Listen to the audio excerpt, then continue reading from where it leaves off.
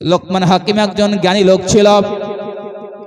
এই লোকমান হাকিম তার সন্তানকে কি উপদেশ দিচ্ছে, কি শিক্ষা দিচ্ছে? লোকমান হাকিম তার সন্তানকে আদর করে ডাক দিয়ে বলে, হে বৎস, হে কলিজার টুকরা ছেলে, আকিমিস সালাত, নামাজ কায়েম করো। কি কায়েম করতে বলেছেন? নামাজ কায়েম করো। ওয়া আমর বিল মারুফ, আর ভালো কাজের আদেশ দাও, ভালো ভালো কাজ করো। প্রিয় ভাইরা আমার, আর লোকমান হাকিম তার সন্তানকে বলছে খারাপ কাজ করো না। তুমি প্রথমে নামাজ কায়েম করবে, 2 নম্বর ভালো কাজ করবে, 3 নম্বর তুমি কোনো ফায়সা কাজ করবে না, কোনো খারাপ কাজ করবে না। ওয়াসবির আলা মা আসাবাকা, আর যখন বিপদ আপদে পড়বে, তোমার পরে যখন কোনো বিপদ আসবে, যখন কোনো মুসিবত আসবে, তখন তুমি একজনের পরে ভরসা রাখবে, তিনি হলো আল্লাহ। জোরে বলেন ঠিক কি ঠিক না? তাহলে সন্তানকে প্রথমে কি শিক্ষা দিতে হবে? নামাজের শিক্ষা। এরপরে সন্তানকে ভালো কাজের শিক্ষা দিতে হবে। সন্তানকে খারাপ কাজ থেকে দূরে রাখার জন্য তাকে তাগিদ দিতে হবে। প্রিয় ভাইরা, রাসূলুল্লাহ বলেন, মুরু আওলাদাকুম বিসসালাতি হুম আবনাউ সাবআ সিনিন। তোমাদের সন্তানদের বয়স যখন 7 বছর হয়ে যাবে, তখন তোমরা তোমাদের সন্তানদেরকে নামাজের অর্ডার করো, নামাজের নির্দেশ দাও।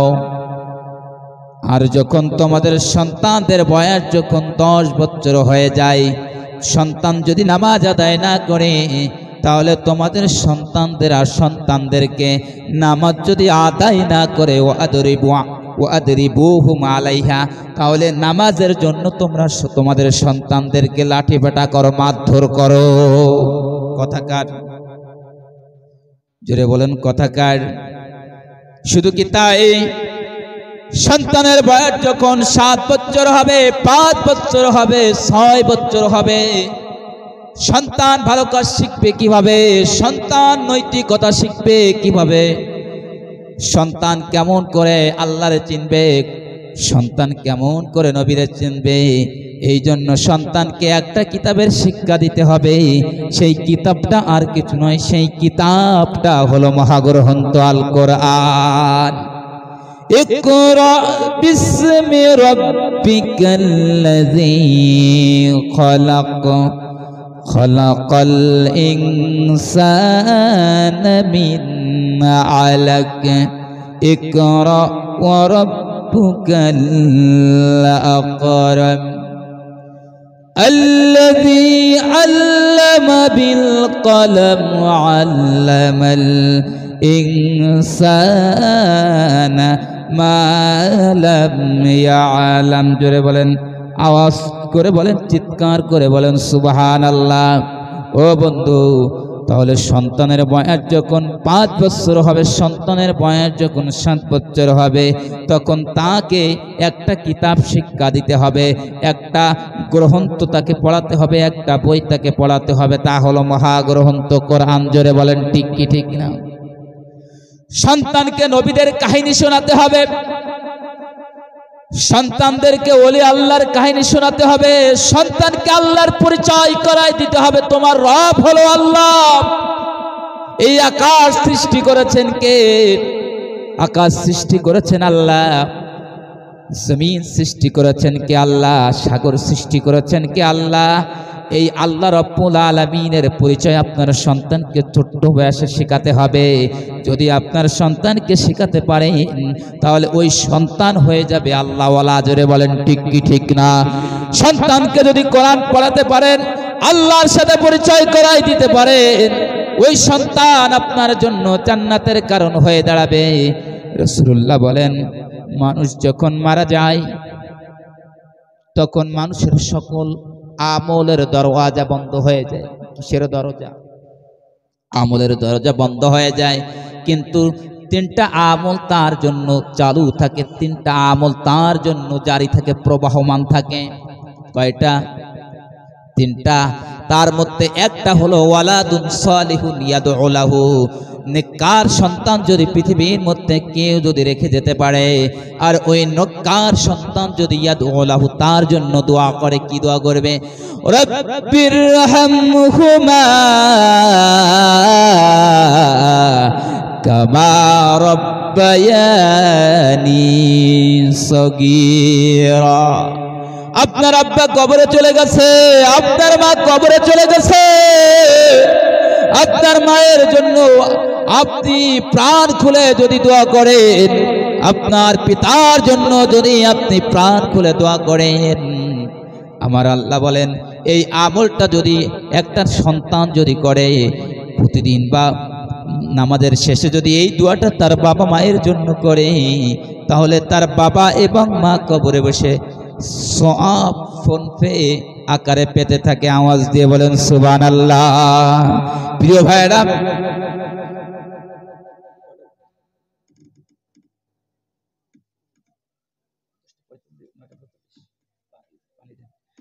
লা ইলাহা ইল্লাল্লাহ, লা ইলাহা ইল্লাল্লাহ, লা ইলাহা ইল্লাল্লাহ।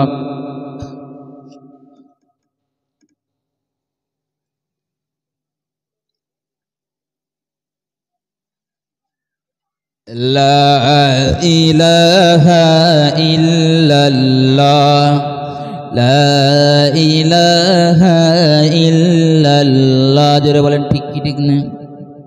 পিতার জন্য দোয়া করবেন তো? জোরে বলেন। কে কে করবেন না? দুই হাত তুলে দেখান। মায়ের জন্য দোয়া করবেন তো? কে কে করবেন না? দুই হাত তোলেন। তাহলে কেউ দোয়া না করা হবেন না, ঠিক কিনা? দোয়া করবেন কার জন্য? বাবার জন্য। দোয়া করবেন মায়ের জন্য, কারণ আপনার বাবা আপনাকে অনেক কষ্ট করে, অনেক পরিশ্রম করে আপনাকে বড় করেছে। আপনার মা আপনাকে অনেক কষ্ট করে বড় করেছেন। আপনার বাবা, আপনার মা কবরের ভিতরে ঘুমিয়ে রয়েছে, কবরের ভিতরে চলে গেছে। আমি আপনি বুঝতে পারছি না, আমি আপনি জানি না ওই কবর দেশে আপনার পিতা আপনার মা কেমন আছে। বাবা তুমি কেমন আছো? ছোট মাটির ঘরে বাবা তুমি কেমন আছো? ছোট মাটির ঘরে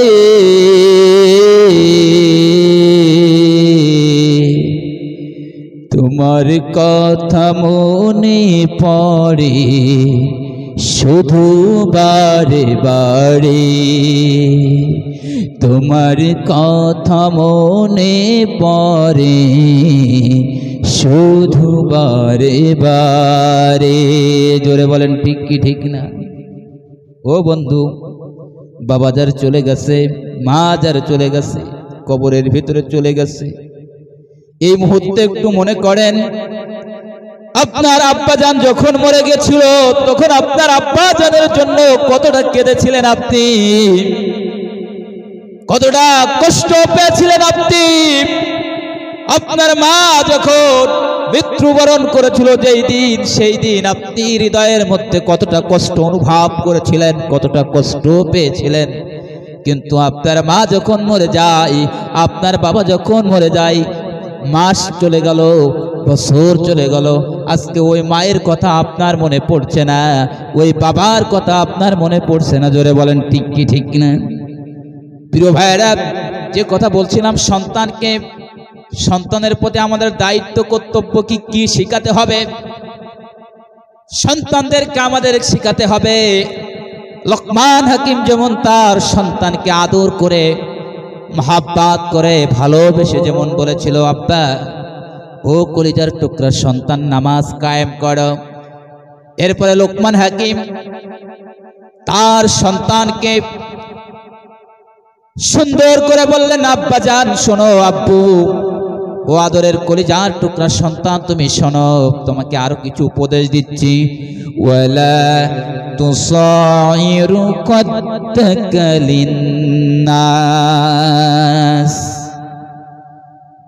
ওয়ালা তামশি ফিল আরদি মারহা ইন্নাল্লাহা লা ইউহিব্বু কুল্লা মুখতালিন ফখুর। বলেন না সুবহানাল্লাহ। আল্লাহ শিখাচ্ছে। কে শিখাচ্ছে? সন্তানকে আপনি কি শিক্ষা দেবেন তা আল্লাহ কোরআন পাকের ভিতরে আপনাকে বলছে। হে পৃথিবীর মানুষ, তুমি তোমার সন্তানকে কি শিক্ষা দিবে আমার কোরআন থেকে শুনে নাও, আমার কোরআন থেকে জেনে নাও, আমার কোরআন থেকে প্রেসক্রিপশন নাও।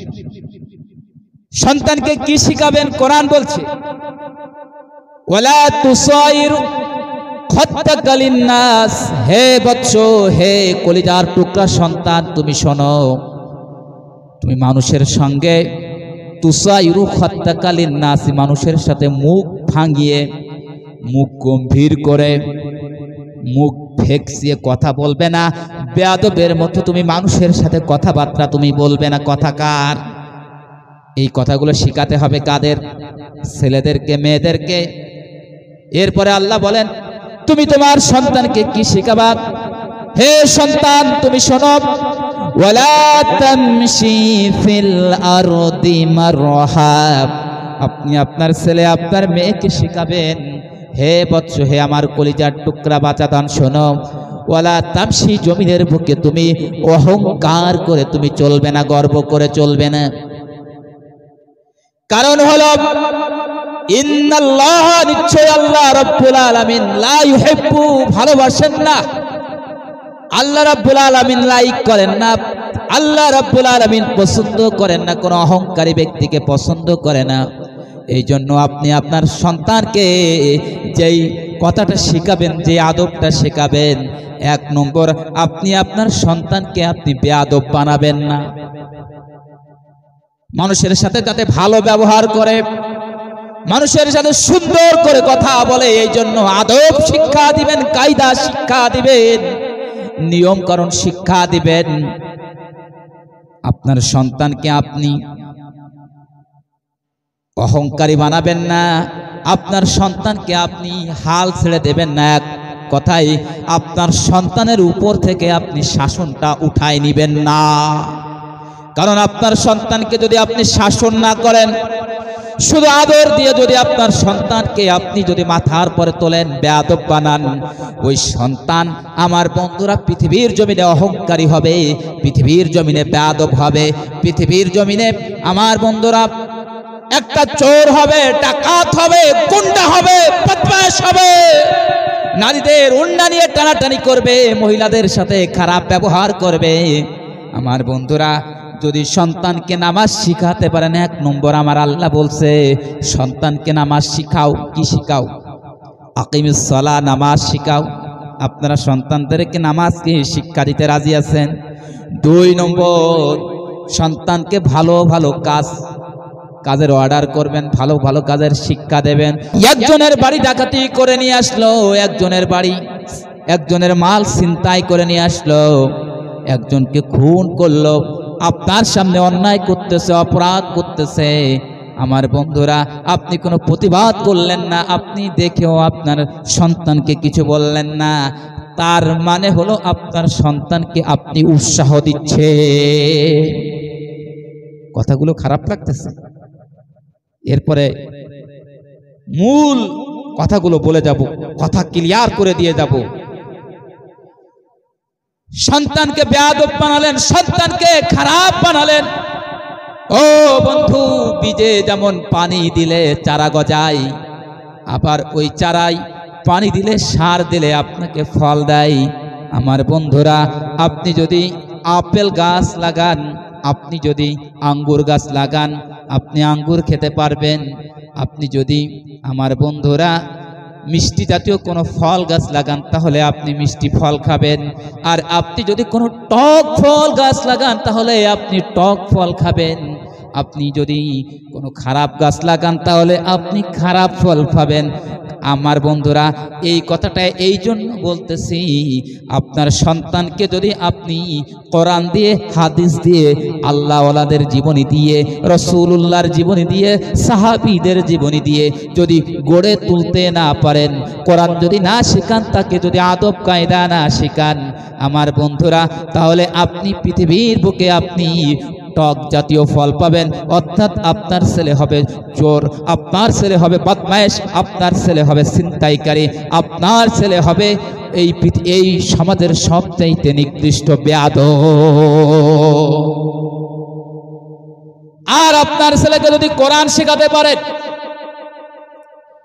আপনার ছেলেকে যদি রাসূলুল্লাহর হাদিস শেখাতে পারেন, আপনার ছেলেকে যদি সাহাবায়ে কেরাম হযরতে আবু বকরের জীবনী শেখাতে পারেন, আবু বকরের জীবন, কিভাবে আবু বকর রাদিয়াল্লাহু আনহু জীবন পরিচালনা করেছেন, কিভাবে হযরতে ওমর জীবন পরিচালনা করেছেন, কিভাবে সাহাবায়ে কেরাম জীবন পরিচালনা করেছেন, কিভাবে আল্লাহ ওয়ালাগণ জীবন পরিচালনা করিয়েছেন, ওই পথে যদি আপনি পরিচালিত করতে পারেন, ওই পথে যদি আপনার ছেলেকে যদি আপনি গড়তে পারেন, তাহলে আপনার ছেলে হবে খাজা মঈনুদ্দিন সিদ্দিকী। জোরে বলেন ঠিক কি ঠিক না? আপনার ছেলে হবে খাজা খান জাহান, আপনার ছেলে হবে অলি কুলের সেরামণি। জোরে বলেন ঠিক কি ঠিক না? আপনার ছেলে হবে এই যুগের একজন আল্লাহওয়ালা, আপনার ছেলে হবে এই সমাজের একটা ভালো ছেলে, আপনার ছেলে হবে এই সমাজের সবচাইতে নম্র ভদ্র একটা ছেলে হবে। আমার বন্ধুরা, যখন আপনার ছেলে ভালো হবে, আপনার মেয়ে যখন ভালো হবে, তখন আপনার কপালে সুখ নেমে আসবে, আপনার কপালে শান্তি নেমে আসবে, তখন আপনার কপালে আর বৃদ্ধাশ্রম জুটবে না। জোরে বলেন ঠিক কি ঠিক না? আপনার ছেলে যদি খারাপ হয়, আপনার ছেলে যদি চোর হয়, আপনার ছেলে যদি ডাকাত হয়, আপনার ছেলে যদি সন্ত্রাস হয়, আপনার ছেলে যদি লম্পট হয়, বেয়াদব হয়, আপনার ছেলে যদি, আমার বন্ধুরা, জেনাখোর হয়, আমার বন্ধুরা, আপনার ছেলে যদি জুয়াখোর হয়ে যায়, তাহলে আপনার কপালে দুঃখের কোনো শেষ থাকবে না, আপনার কপালে কোনো শান্তি লেখা থাকবে না। আপনার দুই চোখ বেয়ে শুধু অশ্রু পড়বে, আপনার দুই চোখ বেয়ে শুধু পানি ঝরবে, আপনার কপালে জুটবে বৃদ্ধাশ্রম। জোরে বলেন ঠিক কি ঠিক না? বুঝাতে পারলাম কথা? কথা কি বুঝাতে পেরেছি? ও বন্ধু, আজকে কি বলবো?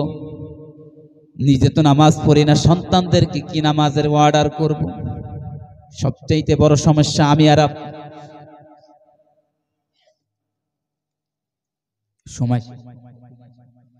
জোরে লা ইলাহা ইল্লাল্লাহ, লা ইলাহা ইল্লাল্লাহ, লা ইলাহা ইল্লাল্লাহ, লা ইলাহা ইল্লাল্লাহ।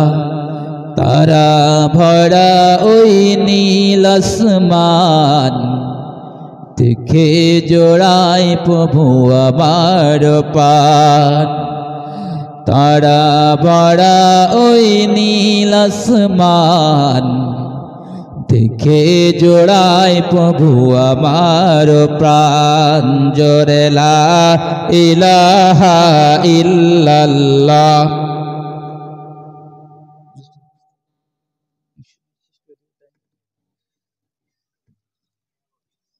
লা ইলাহা ইল্লাল্লাহ।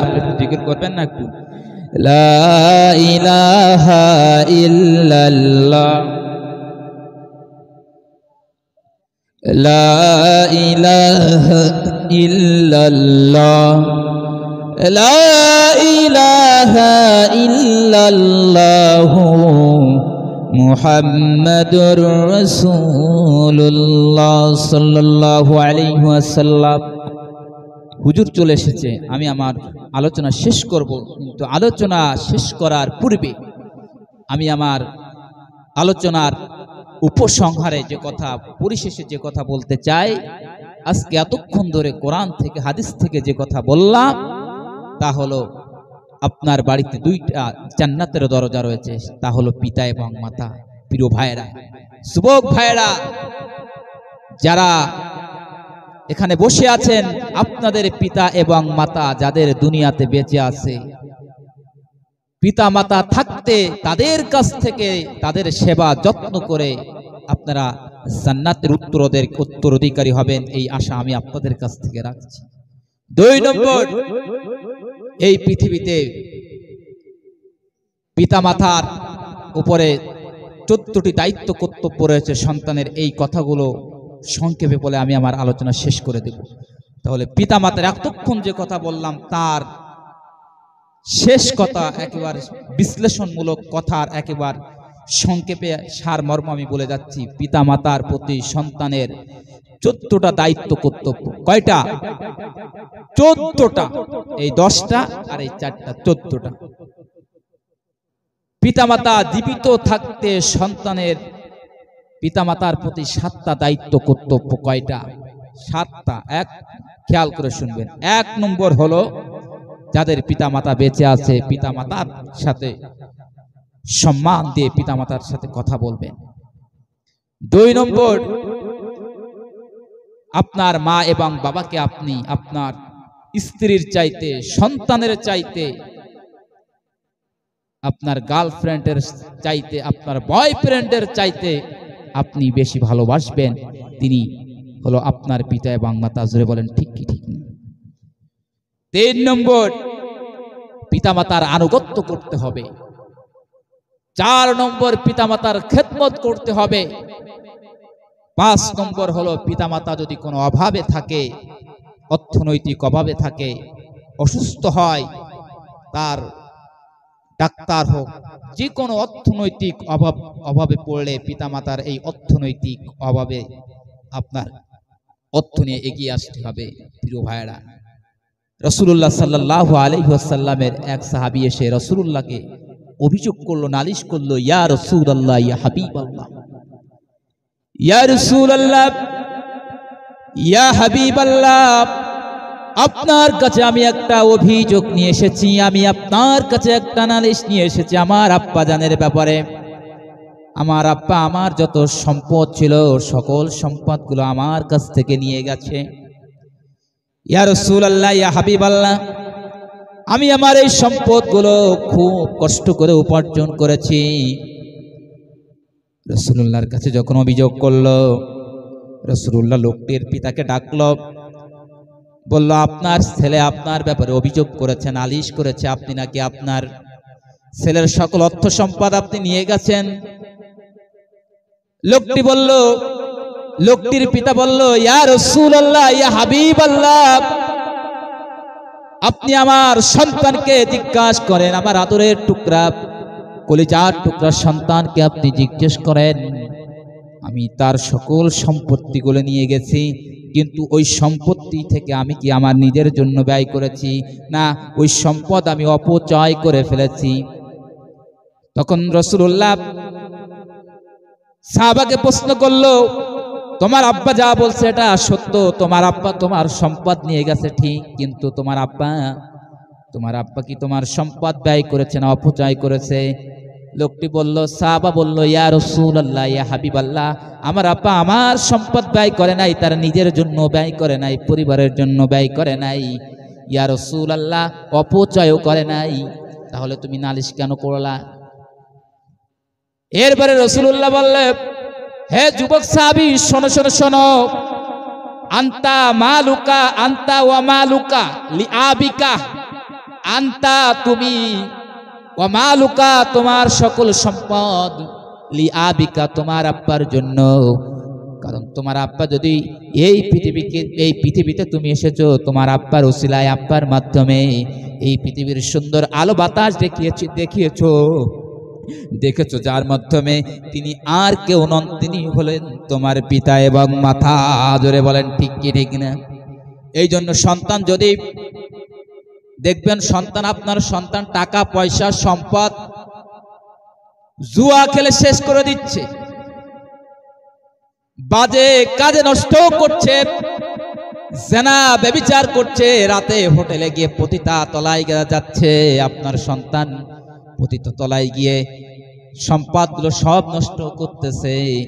আমার বন্ধুরা, এই রকম দুশ্চরিত্র যদি আপনার ছেলের ভিতরে দেখতে পান, শরীয়ত আপনাকে হুকুম দিয়েছে আপনার পিতা আপনার সন্তানের সকল সম্পত্তি আপনি ছিনিয়ে নিতে পারবেন, বাজেয়াপ্ত করতে পারবেন। এই অধিকার আল্লাহ আপনাকে দিয়েছে, রাসূল আপনাকে দিয়েছে। প্রিয় ভাইরা, 3 নম্বর পিতামাতার অভিযোগ মোচন করবেন। 5 নম্বর পিতামাতার অভিযোগ, অভাব অভিযোগগুলো আপনি মোচন করবেন।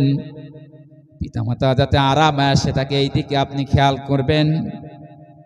7 নম্বর পিতামাতার সাথে মাঝে মাঝে দেখা করবেন, তাদেরকে মাঝে মাঝে ভালো খাবার, ভালো উপঢৌকন, হাদিয়া, বিভিন্ন রকমের আঙ্গুর ফল, বিভিন্ন ফল ফলাদি, শাক সবজি, মাছ মাংস তাদেরকে খেতে দিবেন। জোরে বলেন ঠিক কি ঠিক না? এরপরে ইন্তেকাল, যখন আপনার বাবা ইন্তেকাল করবেন, যখন কবরের ভিতরে চলে যাবে, কবরে যাওয়ার সঙ্গে সঙ্গে আপনার পর পিতা মাতার পরে 7টা দায়িত্ব কর্তব্য আছে। বাবা যদি মারা যায়, মা যদি মারা যায়, তাহলে আপনার পরে 7টা দায়িত্ব তখন অর্পিত হয়। 1 নম্বর হলো আপনার পিতা মাতার জন্য আল্লাহর কাছে মাগফিরাত করা। কি করা? মাগফিরাত করা, ক্ষমা চাওয়া আল্লাহর কাছে। হে আল্লাহ, আমার আব্বারে ক্ষমা করে দাও, আমার মারে ক্ষমা করে দাও। 2 নম্বর, ওই পিতামাতার উদ্দেশ্যে ভালো ভালো কাজ করবেন। যখন ভালো কাজ করবেন তখন নিয়াত করবেন, আল্লাহ আজকে যে ভালো কাজ করতেছি, আজকে যে দান করতেছি, এই দানটা আমার আব্বার রুহের মাগফিরাত সওয়াবের সানির জন্য। জোরে বলেন কথা কার? এরপরে আপনার পিতামাতা এই দুনিয়ায় বেঁচে ছিল, তাদের বন্ধু বান্ধব ছিল। আপনার পিতামাতার যত বন্ধু বান্ধব আছে, এই বন্ধু বান্ধব জীবিত যদি থাকে, ওই বন্ধু বান্ধবের সাথে আপনি সম্মান দিয়ে কথা বলবেন। কি দিয়ে কথা বলবেন? আপনার বাপকে যেমন সম্মান করতেন, পিতামাতার বন্ধু আত্মস্বজনদেরকে সেইভাবে সম্মান করতে হবে।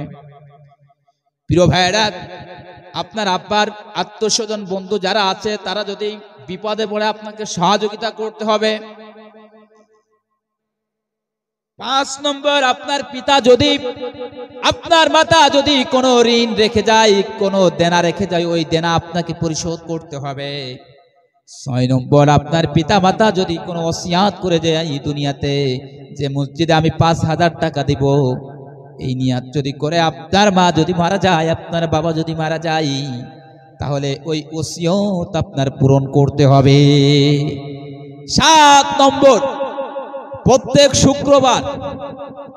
শুক্রবারে যখন আপনি নামাজ পড়েন, নামাজ শেষে আপনার কবরে আপনার আব্বা আপনার মায়ের কবরের কাছে গিয়ে বলবেন, শুক্রবারে হোক আবার সকালে ফজরের নামাজের পরে নামাজ পড়লেন, নামাজ পড়ে ফজরের পরে নামাজ পড়ার পরে আপনার মনটা নরম থাকে, আপনি চলে যাবেন আপনার মায়ের কবরের কাছে, আপনি চলে যাবেন আপনার বাবার কবরের কাছে। শুক্রবারে নামাজ পড়ে আপনি চলে যাবেন আপনার বাবার কবরের কাছে, মায়ের কবরের কাছে গিয়ে বলবেন, ওয়াকুর রাব্বিরহামহুমা কামা রাব্বায়ানি সগীরা। ও আমার আল্লাহ, আমি এসেছি আমার বাবার কবরের কাছে, আমি এসেছি আমার মায়ের কবরের কাছে। আল্লাহ, আমার বাবা, আমার মা, আমার জনম দুঃখিনী মাটা কবরে কেমন আছে জানি না রে আল্লাহ। ও আল্লাহ, খাস করে আমার মায়ের কবরটারে তুমি জান্নাতের বাগান বানায় দাও। ও আল্লাহ, আমার মার জীবনের সকল প্রকার গুনাহগাতা মাফ করে দাও। ও আল্লাহ, আমার আব্বা জানের কবরটারে তুমি জান্নাতের বাগান বানায় দাও। ও আল্লাহ, আমার আব্বার জীবনের সকল প্রকার ছোট বড় সগীরা কবিরা গুনাহ, ও আল্লাহ তুমি মাফ করে দিয়ে তুমি আমার আব্বারে তুমি জান্নাতের মেহমান হিসেবে কবুল করে নাও। এইভাবে দোয়া করবেন প্রত্যেক দিন ফজরের নামাজের পরে, আবার প্রত্যেক শুক্রবারে জুমার নামাজের পরে, আবার বছরে 2টা ঈদ যখন আসে, ঈদ উল ফিতরে আপনি যখন নামাজ আদায় করবেন, নামাজ আদায় করার পরে আপনি আপনার শ্বশুর বাড়িতে চলে যান। শ্বশুর বাড়িতে যাওয়ার আগে ওই যে আব্বাটারে আপনি কবরের ভিতরে রেখে এসেছিলেন, ওই আব্বার কথাটা একটু মনে করে আপনি যখন ঈদের নামাজ আদায় করবেন, অর্থাৎ রমজানের ঈদের নামাজ আবার ঈদুল আজহার নামাজ, এই দুই ঈদের নামাজ আদায় করার পরে আপনার প্রথম কাজ হবে, ওই আনন্দের দিনে ঈদের দিনে আপনার প্রথম কাজ হবে কারোর সাথে দেখা করা না, কারোর সাথে সাক্ষাৎ করা না, আপনার ওই পিতামাতার কবরে গিয়ে ওই পিতামাতার কবরটা জিয়ারত করা। প্রিয় ভাইয়েরা, এতক্ষণ ধরে কথা বলেছি কোরআন থেকে, আপনাদের কি খারাপ লেগেছে? আপনাদের খারাপ লেগেছে? এই কোরআনুল কারীম থেকে আজকে আপনাদের সামনে যে তথ্য দিয়ে গেলাম সেটা হলো জান্নাত। এখানে ওখানে খোঁজ করার কোনো দরকার নাই। জান্নাত, জান্নাতের দুইটা দরজা, দুইটা জান্নাত আপনার বাড়িতে আছে। সেই দুইটা জান্নাত হলো আপনার মা আর আপনার বাবা। এই দুইটা জান্নাতের প্রতি আপনারা যদি সম্মান করেন, এই দুইটা জান্নাতের প্রতি যদি আপনারা ভালোবাসেন, এই দুইটা জান্নাতের সাথে যদি আপনাদের সম্পর্ক করেন, ভালো সম্পর্ক আমার বন্ধুরা, তাহলে আল্লাহ রাব্বুল আলামিন বলতেছেন, আমি বান্দা তোকে জান্নাতের মেহমান হিসেবে ঘোষণা করলাম। আমি তোকে যে জান্নাতের ওয়াজ করেছি, জান্নাতের ঘোষণা দিয়েছি, বাবা মায়ের সাথে খেদমত কর, বাবা মায়ের সাথে ভালো ব্যবহার কর, বাবা মাকে সম্মান কর। আমি আল্লাহ রাব্বুল আলামিন দুনিয়া এবং আখিরাতে বরকত ঢেলে দেব। আওয়াজ দিয়ে বলেন ঠিক কি ঠিক না? অনেক কথা ছিল, অনেক কথা আমি আপনাদের সামনে বলার জন্য গুছিয়ে নিয়ে আসছিলাম, কিন্তু জলসা কমিটি আমাকে খুব কম সময় দিয়েছে, যার জন্য কোন দিকে যাব, এদিকে যাব না ওদিকে যাব, এই জন্য আমি কোনো তাল না মিলাতে পেরে এখান থেকে একটু ওখান থেকে একটু আমি কথা বলেছি সময় সংক্ষিপ্ততার কারণে। প্রিয় ভাইয়েরা, আসুন আপনার বাড়ির যে দুইটা জান্নাত, ওই জান্নাতের সাথে সম্পর্ক করে আশা করা যায় আপনাকে আল্লাহ রাব্বুল আলামিন পরকালে জান্নাতের মেহমান হিসেবে কবুল করবেন। এই কথা রেখে আমি আমার সংক্ষিপ্ত কথা এখানে শেষ করলাম। ওয়া আখিরি দাওয়ানা আলহামদুলিল্লাহি রাব্বিল আলামিন। আসসালামু আলাইকুম ওয়া রাহমাতুল্লাহি ওয়া বারাকাতুহু।